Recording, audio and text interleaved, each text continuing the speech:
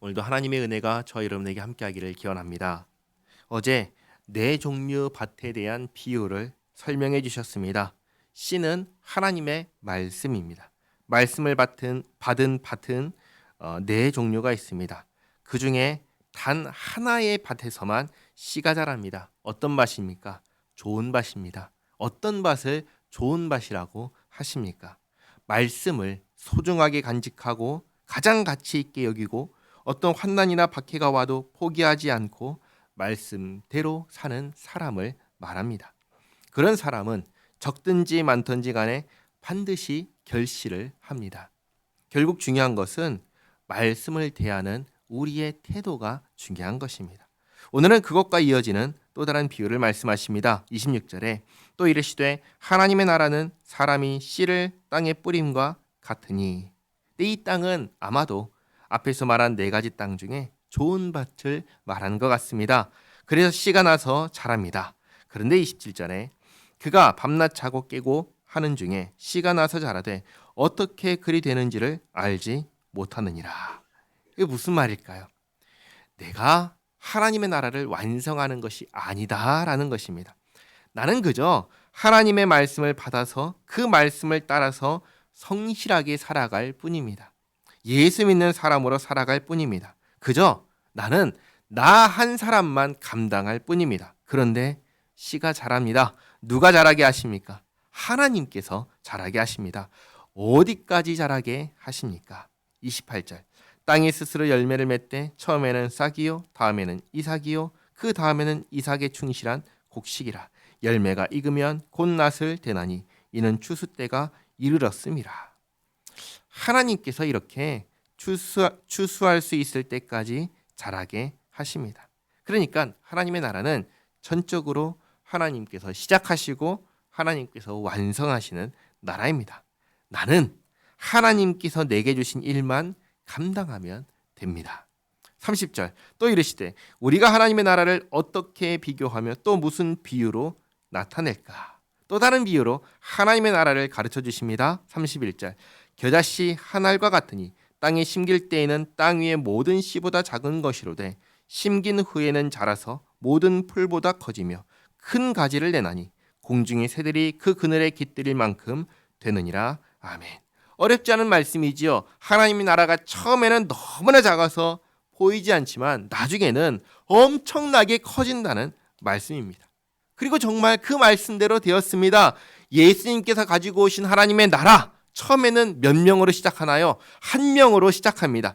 그러나 오늘날 온 세상을 덮을 만큼 커졌습니다. 한국선교연구원의 2023년 세계 선교 통계를 보면은 세계 인구 80억 명 중에서 기독교인이 26억 명입니다. 26억 명. 말씀대로 엄청나게 커진 것이죠.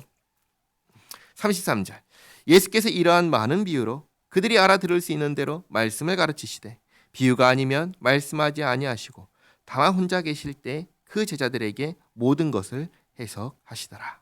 비유가 아니면 말씀하지 않았다는 말을 예수님께서 직접적인 가르침은 전혀 없었다고 잘못 이해하면 안 됩니다. 지난번에도 말씀드렸지만 비유가 아닌 직접적인 가르침도 있었습니다.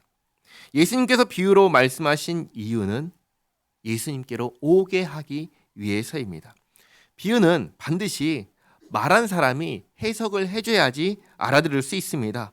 제자들이라고 예수님을 믿는 사람이라고 설명하지 않는데도 불구하고 알아들을 수 있는 그런 게 아닙니다. 예수님께서 설명해 주셔야 알 수 있습니다. 그래서 비유를 말씀하시고 그 비유를 들은 사람들이 듣고 궁금하면 알기 위해서 어떻게 할까요? 예수님께로 가고 질문하는 겁니다. 그것을 기대하고 비유로 말씀하신 것입니다. 어제 오늘 말씀을 정리하면 이렇습니다. 하나님의 말씀을 간직한 사람은 반드시 열매를 맺습니다. 그런데 그 열매는 30배, 60배, 100배의 열매는 내가 맺는 게 아닙니다. 그 열매는 하나님께서 맺게 하시는 것입니다. 하나님께서 비교할 수 없을 만큼, 처음과 비교할 수 없을 만큼 크게 열매를 맺게 하실 것입니다. 그러니 기억하시기 바랍니다. 하나님께서는 이 하나님의 일을 하십니다. 그리고 그 일을 하시며 우리를 초대하시는 것입니다. 우리에게 말씀을 주십니다. 그러면 우리는 그 말씀을 받아서 우리의 일을 하면 됩니다. 하나님께서는 우리에게 우리의 일을 하라고 하십니다. 우리 모두가 하나님의 말씀을 간직하고 생활하는 가운데 하나님의 역사를 보고 듣고 경험하는 그러한 일이 있기를 바랍니다. 기도하겠습니다.